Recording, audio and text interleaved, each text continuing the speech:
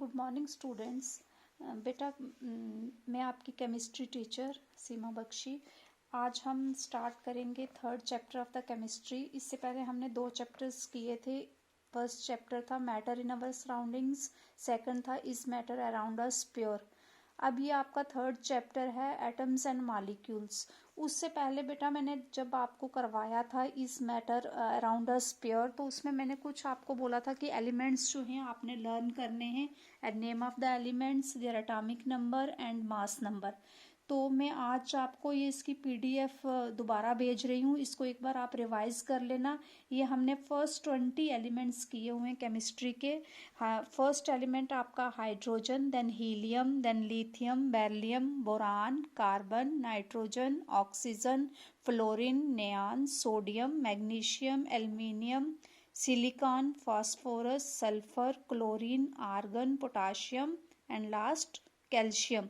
इन सब के atomic number लिखे हुए हैं, देन इनका एटॉमिक मास और एटॉमिक नंबर, ये आपने फर्स्ट 20 एलिमेंट्स आपने लर्न करने हैं। इन सब का आपको पता होना चाहिए कि इनका क्या है, एटॉमिक नंबर क्या है और एटॉमिक मास क्या है। ठीक है, तो अब हम आते हैं अपने थर्ड चैप्टर पे, जो हमारा थर्ड चैप्टर ऑफ केमिस्ट्री है, एटम्स एंड मॉलिक्यूल्स। देखो बेटा क्या है कि एंशिएंट टाइम्स में महर्षि कन्नड़ ने सजेस्ट किया था, आप सभी ने पहले किया था कि मैटर क्या है, what is matter, last chapter में किया था। मैटर क्या है, anything which occupies space is called matter. कोई भी चीज जो जगह घेरती है उसको हम क्या कहते हैं, मैटर कहते हैं। तो महर्षि कन्नड़ ने कहा था कि मैटर जो है ये क्या है, made up of small particles which can not be further सब डिवाइडेड, कि जिसको हम मतलब कि इतना छोटा पार्टिकल होता है कि उसको हम फर्दर उसको डिवाइड नहीं कर सकते हैं। और उन्होंने इसको नाम दिया था परमाणु। क्या नाम दिया था, परमाणु। उसको क्या दिया था, नेम दिया था। किसको, छोटे पार्टिकल को, स्मॉल पार्टिकल को। बट बाद में ग्रीक जो फिलोसोफर्स थे, एक था हमारा डेमोक्राइटस था, एक ल्यूसिपस था, उसने कहा कि मैटर जो है ये composed of small particles which they named as atom. उन्होंने क्या नाम दिया कि मैटर जो है वो किससे बना हुआ है, स्मॉल पार्टिकल से, जिसको उन्होंने क्या नाम दिया, atoms, which means that they cannot be further divided, means they are indivisible। उसको भी हम क्या नहीं कर सकते, इतना छोटा होता है कि उसको हम फर्दर हम उसको डिवाइड नहीं कर सकते। उसके बाद हमने करना है इसमें मॉलिक्यूल्स के। एटम का समझ आ गया, अब हमने करना है मॉलिक्यूल क्या है, अ ग्रुप ऑफ 2 और मोर एटम्स। एटम हो गया स्मॉल पार्टिकल, मॉलिक्यूल क्या हो गया, 2 या 2 से ज्यादा एटम जो हैं सेम और डिफरेंट एलिमेंट्स के, वो क्या करते हैं केमिकली, जब हम उनको इकट्ठा करते हैं तो वो क्या बनाते हैं, मॉलिक्यूल बनाते हैं। ठीक है, इसी में आपका आता है लॉ ऑफ केमिकल कॉम्बिनेशन क्या है, इसी आपके इस चैप्टर में एटम्स एंड मॉलिक्यूल में लॉ ऑफ केमिकल कॉम्बिनेशन जो है उसमें क्या है कि 2 लॉज है हमारे पास। एक हमारे पास लॉ है law of conservation of mass, और दूसरा है लॉ ऑफ कांस्टेंट प्रोपोर्शन। ये बेटा मैं 1 मिनट आपको बुक से बताती हूँ। ये आपका है, ये law of conservation of mass, ये 2 हमारे पास लॉज हैं, और दूसरा हमारा है आपका पेज नंबर 134 पेज पे है। तो 135 पेज पे आप देखोगे लॉ ऑफ कांस्टेंट प्रोपोर्शन। देखो अब law of conservation of mass पहले हम करेंगे, सबसे पहले इसको करेंगे। Law of conservation of mass क्या होता है, ये स्टेट करता है, it states that matter can neither be created not destroyed, कि मैटर जो है उसको ना ही हम क्रिएट कर सकते हैं उसको, और ना ही उसको क्या कर सकते हैं, डिस्ट्रॉय कर सकते हैं in a chemical reaction. It means that in a chemical reaction the total mass of the product is equal to the total mass of the reactant, कि टोटल मास जो प्रोडक्ट का है वो किसके बराबर होता है, total mass of the reactant होता है। ठीक है, इसका हम आगे एक हम न्यूमेरिकल टाइप है करेंगे, फिर आपको वहां पे बताना है कि ये क्या है, law of conservation of mass है या लॉ ऑफ कांस्टेंट प्रोपोर्शन है, वो आप उसमें बताओगे। Law of conservation of mass में आपने क्या चीज याद रखनी है कि मैटर जो है it can neither be created nor destroyed in a chemical reaction. ठीक है, अब सेकंड लॉ क्या है, the law of constant proportion. It states that in a chemical substance the elements are always present in definite proportion by mass. कि कोई भी chemical substance जो है उसमें जो एलिमेंट्स प्रेजेंट होते हैं वो एक डेफिनेट प्रपोर्शन में होते हैं। उनका मतलब कि क्या होता है, एक डेफिनेट, एक मतलब कि उनकी एक डेफिनेट प्रपोर्शन होती है कि कितनी रेशो में हमने इसको, कितने प्रपोर्शन में हमने इसको डालना है। उसके बाद क्या है बच्चे इस चैप्टर में कि आपको पता है एक ब्रिटिश केमिस्ट था जिसका नाम था जॉन डाल्टन, जिसने क्या किया था कि एक बेसिक थ्योरी जो थी वो प्रोवाइड की थी about the nature of matter, कि मैटर क्या है उसके बारे में। या आपको एक क्वेश्चन आता है डाल्टन्स एटॉमिक थ्योरी, तो उसने क्या किया था, एक थ्योरी जो है वो प्रोवाइड की थी जिसका नाम था Dalton's atomic theory, provided an explanation for the law of conservation of mass and the law of definite proportion। तो उस थ्योरी के क्या स्टेट करती थी, यह आपका एक क्वेश्चन भी एनसीईआरटी टेक्स्ट बुक क्वेश्चन है। पहला ये जो थ्योरी जो थी ये क्या स्टेट करती थी, फर्स्ट पॉइंट इसका है all matter is made up of very tiny particles called atom. ये तो आपको पता चल गया, मैटर जो है वो क्या है, छोटे छोटे जो है पार्टिकल्स से बना हुआ है जिसको हम क्या कहते हैं, एटम कहते हैं। ये इसका फर्स्ट पॉइंट आ गया। ठीक है, देन इसका सेकंड पॉइंट आ गया एटम्स आर इंडिविजिबल। ये आपको पता चल गया कि हम उनको फर्दर क्या, एटम जो है उसको डिवाइड नहीं कर सकते, वो इंडिविजिबल पार्टिकल्स हैं विच can not be created not destroyed in a chemical reaction, जिसको हम केमिकल रिएक्शन में ना ही क्रिएट कर सकते हैं ना ही डिस्ट्रॉय कर सकते हैं। थर्ड पॉइंट इसका आ गया atoms of a given element are identical होते हैं in a mass and chemical properties में वो क्या होते हैं, दे आर आइडेंटिकल। ठीक है, फोर्थ पॉइंट आपका आ गया atoms of different elements have different masses and chemical properties. Different elements के जो एटम जो है, एटम्स ऑफ डिफरेंट एलिमेंट, अलग अलग एलिमेंट, जैसे आयरन हो गया, जैसे कार्बन हो गया, उनका क्या होता है, सबका डिफरेंट मास होता है और उनकी डिफरेंट क्या होती हैं, केमिकल प्रॉपर्टीज होती हैं। Atoms combine in the ratio of small whole numbers to form a compound. Compound बनाने के लिए एटम जो है एक स्मॉल रेशियो में क्या होते हैं, वो ऐड होते हैं और क्या बनता है, उससे कंपाउंड बनता है। अब आपको पता चलेगा, अब हमने यहाँ पे पढ़ा था law of conservation of mass, तो इसको हमें समझने के लिए इन्होंने एक टेक्स्ट बुक क्वेश्चन हमारा दिया है एनसीईआरटी का।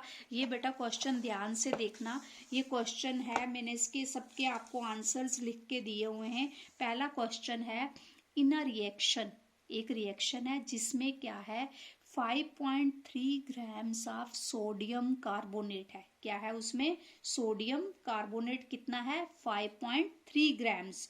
उसके बाद रिएक्टेड विद, वो किसके साथ रिएक्ट हो रहा है, 6 ग्राम्स ऑफ इथोनिक एसिड। ठीक है, the product were 2.2 grams of carbon dioxide, 0.9 grams of water and 8.2 grams of sodium ये इथोनेट। ठीक है, show that these observations are in agreement with the law of conservation of mass।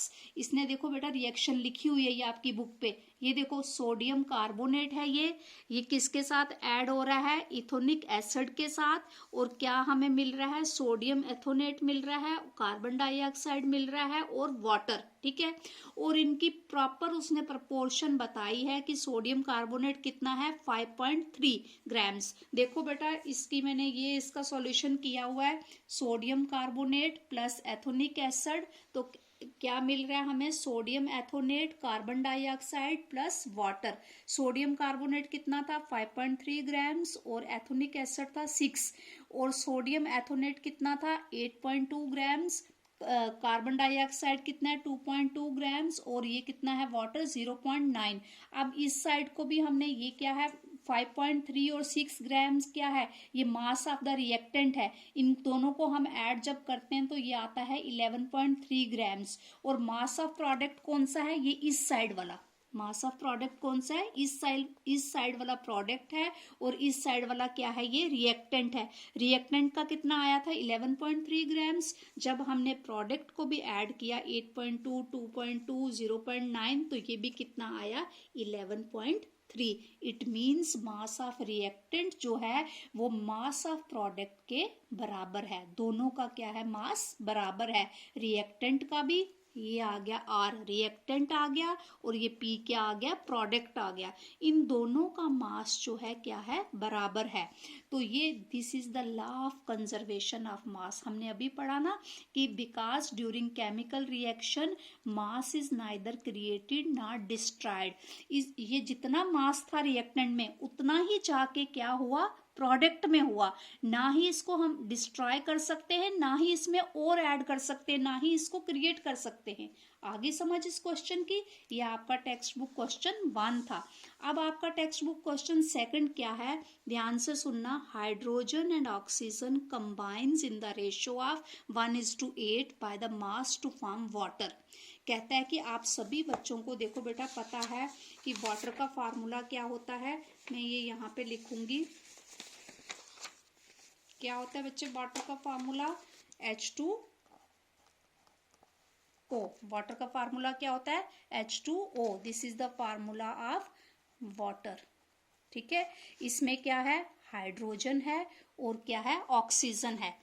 क्या है इसमें, hydrogen है और क्या है, ऑक्सीजन है। हाइड्रोजन का आपको क्या है, एटॉमिक नंबर कितना है बेटा, 1।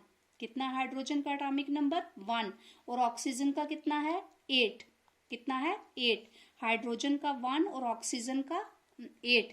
तो इसकी रेशो क्या बताई है, 1:8। क्या बताई है, 1:8। देखो इसने कहा हाइड्रोजन और oxygen combines in the ratio of 1:8 by mass. ठीक है, इसकी ये रेशो है।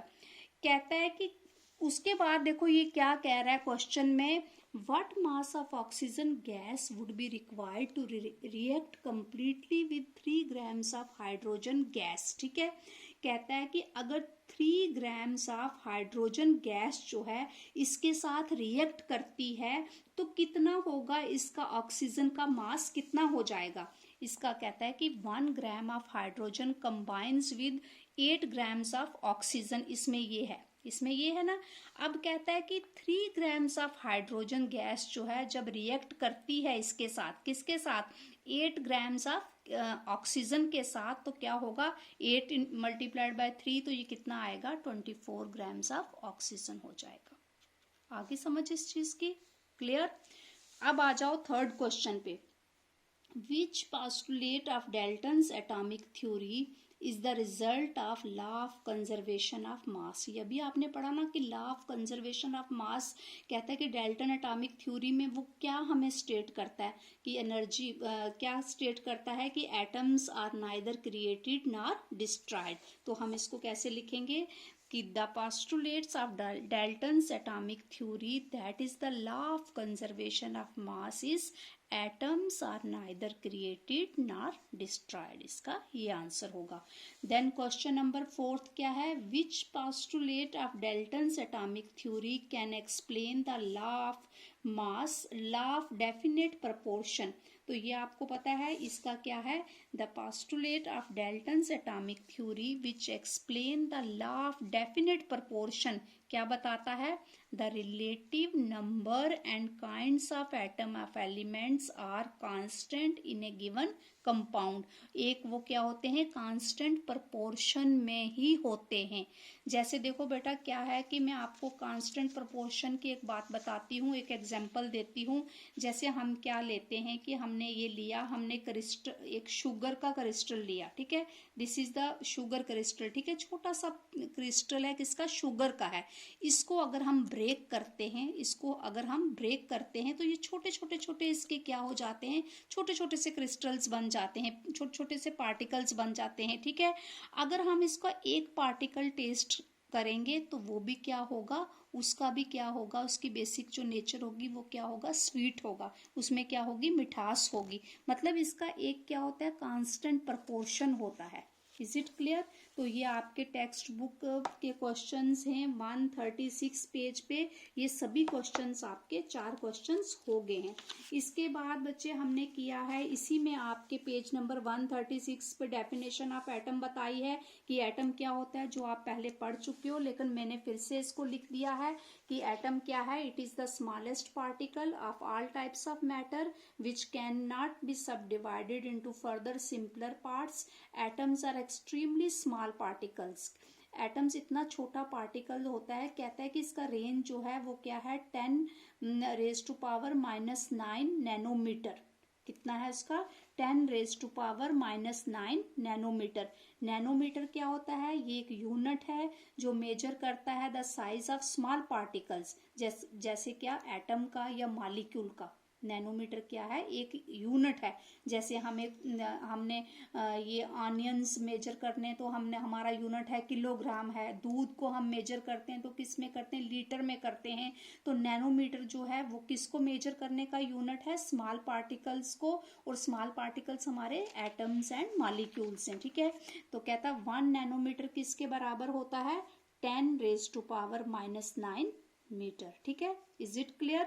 ये पता चल गया कि एटम क्या होता है? स्मॉलेस्ट पार्टिकल होता है जिसको हम फर्दर सब डिवाइड नहीं कर सकते हैं। अब उसके बाद आपका आता है बच्चे symbols of atoms of different element.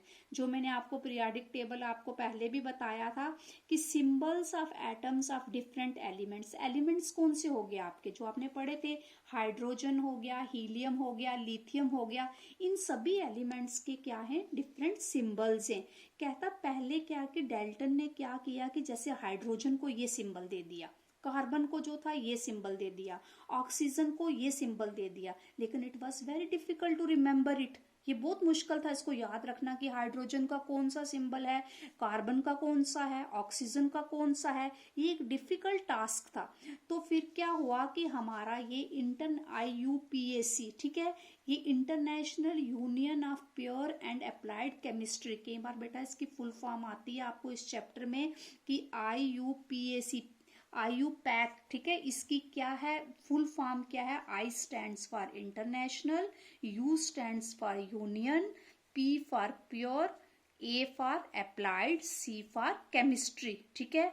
ये IUPAC जो है ये अप्रूव किया। इसने क्या किया? Name of the elements. क्या किया इसने? Approve name of the elements.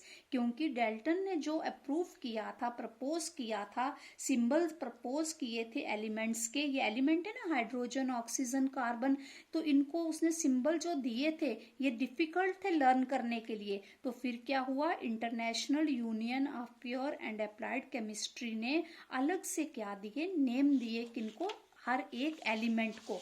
और जो उन्होंने एलिमेंट्स को नाम दिए बच्चे, उसमें क्या था कि उन्होंने सिंपल उन्होंने क्या किया कि इंग्लिश नेम दिए। क्या दिए? सिंपल उसने इंग्लिश नेम दिए। 1 मिनट में आपको बताती हूँ, एक एग्जाम्पल देती हूँ, मैं थोड़ा रफ में बताती हूँ। अभी मैं आपको इतनी इसकी PDF भेजूंगी, ये सारा नोट डाउन करना। तो जैसे सपोज उसने क्या किया कि जैसे कार्बन जो था, कार्बन जो है ये क्या है? एक एलिमेंट है, एक एलिमेंट है ना। इसका उसने सिंबल क्या रखा? C। क्या रखा? C। अब देखो ऑक्सीजन, ऑक्सीजन भी है, ये क्या है? इसका एक एलिमेंट है, इसका क्या रखा? O रखा। नाइट्रोजन जो था उसका क्या सिंबल रखा? N रखा। अब एक बात याद रखना, हमारे पास एक और एलिमेंट है जैसे कैल्शियम। क्या है? कैल्शियम हमारे पास एक अनदर एलिमेंट है। अब देखो कार्बन और कैल्शियम का फर्स्ट लेटर जो है क्या है? C है। अब उसने कैल्शियम को जो है C, खाली C नहीं रखा, क्योंकि अगर वो इसको खाली C रखता तो वो किसके साथ हमें लगता वो तो कार्बन का था। इसलिए उसने क्या कहा किया? इसका सेकंड एलिमेंट जो है, सेकंड एलिमेंट क्या है इसका? A। और उसको क्या किया कि ये कैल्शियम का सिंबल क्या है? C A। एक बात ध्यान में रखनी है, जब भी जिस एलिमेंट के 2 सिंबल्स होते हैं, 2 मतलब अल्फाबेट्स होते हैं, तो फर्स्ट जो अल्फाबेट होता है हमेशा क्या होता है? कैपिटल होता है। कैपिटल लेटर पता है ना, बड़ा लेटर। और सेकंड लेटर जो होता है वो क्या होता है? स्मॉल लेटर होता है, छोटा। स्मॉल होता है। इसको हम ए बड़ा नहीं लिख सकते, ऐसे मत इसको लिखना CA, ये कैल्शियम का सिंबल नहीं होगा। कैल्शियम का सिंबल क्या है, फर्स्ट लेटर जो है कैपिटल है और दूसरा क्या है, स्मॉल लेटर है। क्लियर हुआ। उसके बाद हमारे पास है और कौन सा एलिमेंट है बच्चे, नाम बताओ मुझे, आपको नाम याद करो। मैंने आपको एक लिस्ट बताई थी एलिमेंट्स की, नेम ऑफ एलिमेंट्स। जैसे हमारे पास है सोडियम, ये देखो यहाँ पे सोडियम है, ये ना सोडियम, सोडियम का क्या सिंबल है, Na। सोडियम का क्या सिंबल है, Na, ठीक है। उसके बाद हमारे पास जैसे है यही सिंबल, ये है हीलियम। हाँ, ये देखो हाइड्रोजन का जो सिंबल होगा, मैं इस पे बताती हूँ, इसके आगे लिखती हूँ, आपको क्लियर हो जाएगा। हाइड्रोजन का सिंबल क्या है बेटा, H। हीलियम का क्या है, He। हीलियम का क्या है, He, स्मॉल e, ठीक है। लिथियम का क्या है, Li, ठीक है। बेरिलियम का क्या है, Be, ठीक है। उसके बाद बोरान का क्या है, B। कार्बन का क्या है, C। नाइट्रोजन का N। ऑक्सीजन का O। फ्लोरीन का F। नियॉन का N। सोडियम का Na। फ्लोरीन का क्या है बेटा, F। नियॉन का क्या है, ये Ne है। एक बात ध्यान रखना, नाइट्रोजन का N है तो नियॉन का हम N नहीं लिख सकते हैं, इसका क्या है, सेकंड लेटर हम यूज करेंगे Ne। मैग्नीशियम का क्या है, Mg, G स्मॉल, ठीक है। एल्यूमिनियम का Al स्मॉल। सिलिकॉन का आ गया Si, ठीक है। फास्फोरस का क्या है, P। सल्फर का क्या है, S। क्लोरीन का Cl, L स्मॉल है। आर्गन का क्या आ गया, A और R जो है स्मॉल है। पोटाशियम का क्या आ गया, K। पोटाशियम का क्या आ गया, K। ये नहीं देखना कि पोटाशियम P से स्टार्ट हो रहा है और उसको क्या है P लिखना है। पोटाशियम का क्या है, K। P किसका है, फास्फोरस का। P किसका है, फास्फोरस का। कैल्शियम का क्या है, जो मैंने अभी आपको बताया था, Ca। ये आपने सिंबल सारे लर्न करने हैं, इनके एटॉमिक नंबर करने हैं और मास करने हैं। तो बच्चे आज हमने क्या पढ़ा कि एटम क्या होता है, सभी को पता चल गया।